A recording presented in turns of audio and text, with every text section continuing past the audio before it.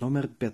Къщата Чингъл Хол. Тази тухлена къща се намира в Англия и стои необитаема от години. Къщата е използвана като място за заседание на католиците по време на революцията, а един от нейните собственици смятан за мъченик.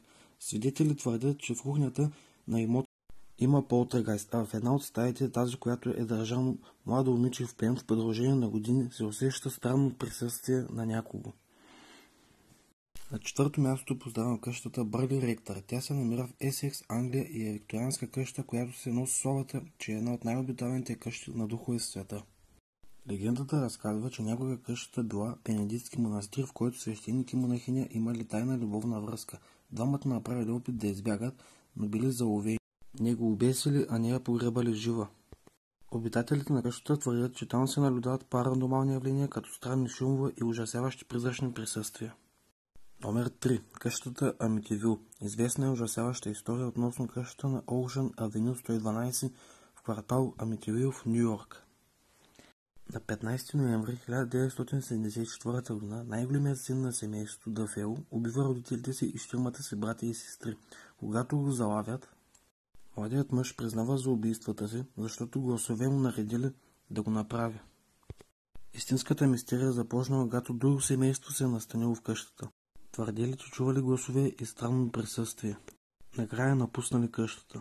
След тях къщата сменила дори собственост, но никой не се оплаква повече от паранормални явления.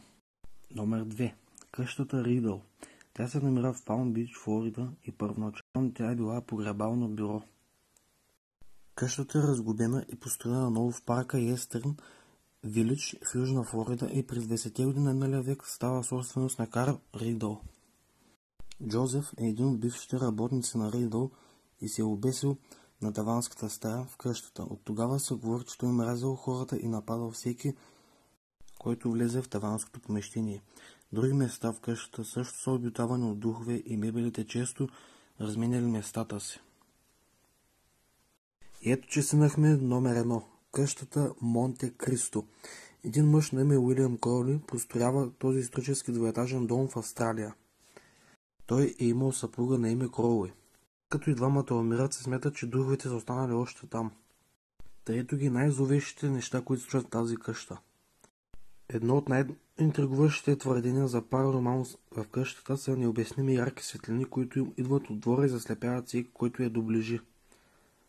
На балкона на къщата също често се случват стъпки, а навсякъде в къщата ехтят безплотни гласове. Може би най-интересното е, често са забелязвани пълни телесни видения. Хората разказват, че виждат жени облечени в бяло, които се движат из всички помещения на дома.